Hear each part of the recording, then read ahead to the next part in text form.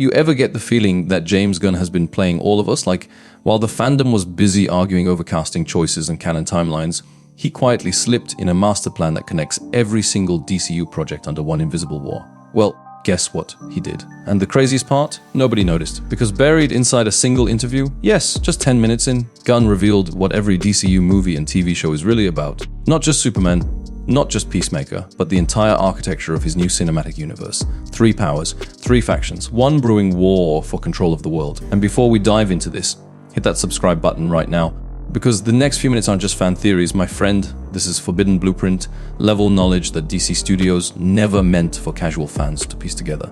Alright, buckle up, because this right here might just be the real plotline connecting everything from Superman to the brave and the bold. James Gunn's revelation wasn't some random quote. It was a confession disguised as commentary. He said the DCU runs on 3 main power structures: governments, corporations, metahumans. Sounds simple, right? But here's the dark twist. Every movie and show, from Superman to Peacemaker Season 2, is secretly about these 3 factions fighting for control of the planet. And if you think that sounds too big, too political, too real, that's because it is. Gunn confirmed it's meant to mirror our actual world. The governments desperate to maintain order. The corporations manipulating everything from the shadows. And the metahumans, wild cards of unimaginable power, finally realizing they don't have to take orders anymore. Sound familiar? That's because it's not just fiction, it's reflection. Let's start with the spark that lit the fire: Superman. Gunn confirmed that Clark Kent's first flight wasn't just a debut, it was a power shift. A moment where the scales tipped forever. Because once Superman interfered in Baravia's invasion of Jarhampa, a god-like being taking sides in human geopolitics, it broke the unspoken rule: humans handle human problems. And when the Justice Gang, with Metamorpho among them, joined in, it sent shockwaves across every government and corporate boardroom in the DCU. They didn't just save lives, they broke the system. For 300 years, metahumans stayed hidden, manageable, and rare. But now, Gunn says the floodgates are open. They're starting to do whatever they want. And just like that, the government's panicked. When Superman ends, we see the aftermath. Rick Flagsart, head of Argios, looks at the chaos and sees something terrifying. The governments no longer control the narrative. In his words and actions, Argios becomes more than just an agency. It's the embodiment of human fear. Fear that gods now walk among men, and that the men in charge can't stop them. So what does he do? He turns to desperate science and even darker alliances. By Peacemaker Season 2, Argios isn't just watching metas, they're experimenting on them. We hear whispers of the quantum unfolding chamber, a device that bends reality. And behind the scenes, Argios is secretly working with Lex Luthor himself, even after his imprisonment. Government and genius, fear and ego, combining to regain control. But here's the question, dear viewer, when humans try to leash gods, who really ends up in chains? I want to hear your thoughts on this. If you lived in the DCU, which side would you trust more? The government's trying to keep order, the corporations chasing profit, or the metahumans fighting for freedom? Drop your answer in the comments, because your take might appear in my next breakdown. And speaking of corporations, let's talk about the most dangerous faction of all. Here's where things get eerily real. James Gunn's third pillar of power. The corporations aren't just side players, they're the puppet masters. Luthor Corp doesn't just build weapons, it builds gods. Gunn confirms Lex gave powers to the Engineer and Ultraman manufacturing metahumans to serve on Planet Watch, a government-approved peacekeeping force. Sound noble, look again. It's privatized power, mercenaries in spandex, the military-industrial complex in capes. Then there's Lord Tech, its CEO, Maxwell Lord, isn't just rich, he's rewriting what heroism even means. In Peacemaker Season 2, he's expanding the Justice Gang, the same metahuman team introduced in Superman. Why? Because if corporations can't control governments, they'll control gods instead.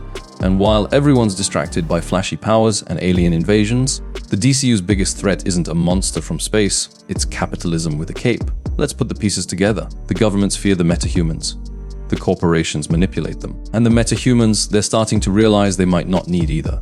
That's not just a story. That's a war waiting to happen. Every project Gunn's teased, Superman, Peacemaker Season 2, The Authority, even Supergirls, Woman of Tomorrow, fits perfectly into this triangle of conflict. Each one represents a new battlefield in this power struggle. And the terrifying truth, none of them can win without losing everything. Because what happens when a metahuman realizes they can rewrite the world, but the humans who built that world refuse to let go? And that's just the surface.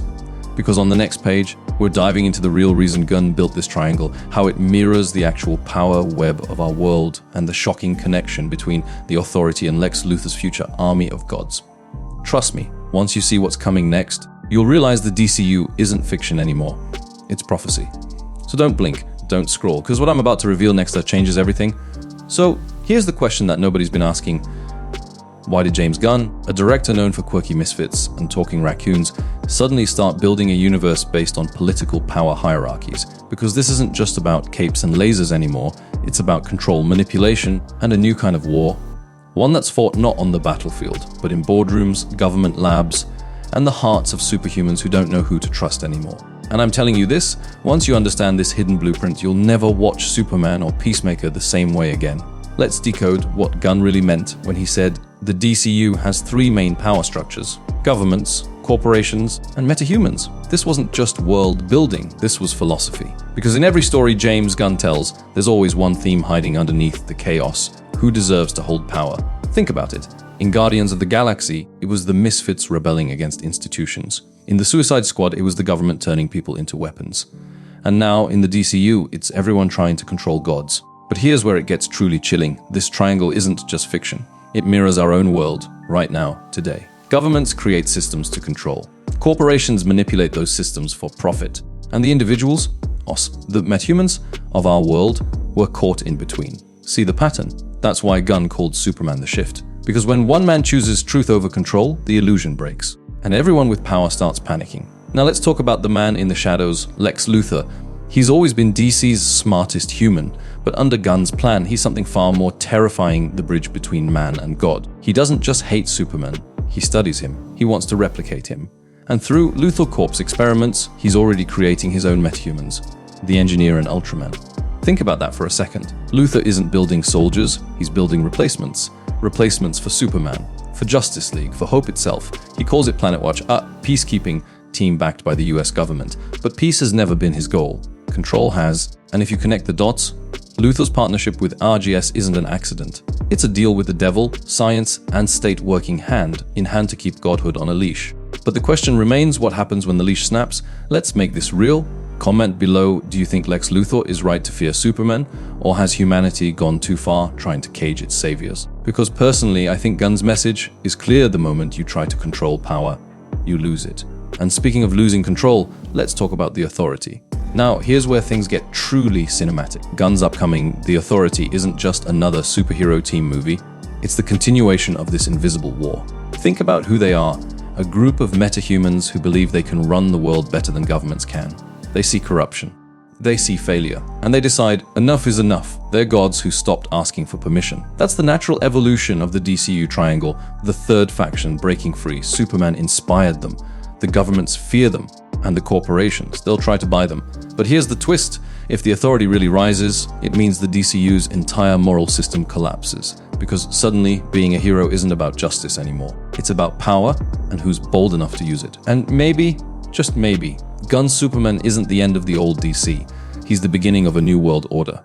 In Peacemaker Season 2, we're already seeing the tension build. RGS is losing control of its metahuman prisons. Lord Tech is expanding its reach into military contracts. And whispers suggest that multiple, independent, superhumans are going rogue, forming alliances outside both state and corporate power. This is where it gets fascinating. Gunn's not just building a superhero universe, he's building a socio-political simulation. He's asking, what happens when power stops being human, when metahumans stop playing by the rules, and the humans in charge start panicking? It's no longer about who wins, it's about who survives. And the next stage of this story, Supergirl, Woman of Tomorrow, a Kryptonian raised on a dying world who doesn't share Clark's idealism. She's not here to save humanity, she's here to judge it. Mark my words, Gunn is positioning Kara as the moral counterpoint to Superman. If he's the hope humanity doesn't deserve, she's the punishment it earned. So here's the truth that nobody's catching: James Gunn's DCU isn't just about heroes and villains. It's about civilization itself. The governments represent order. The corporations represent ambition.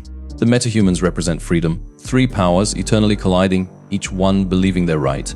That's the DNA of every future DCU story. From The Authority to Batman, the brave and the bold, every plot, every arc, every character choice will echo this same moral war. What do you do when you have the power to change the world, but the world doesn't want to change? And that's why the DCU matters again. Because it's not just escapism, it's a mirror. So next time someone says, the DCU is confusing, remember this, it's supposed to be. Because it's not about understanding, it's about awakening. James Gunn didn't reboot a universe. He rebooted the question of who deserves to rule it. And if you've been watching closely, you already know the answer isn't Superman, isn't Lex. it isn't even the authority, it's us.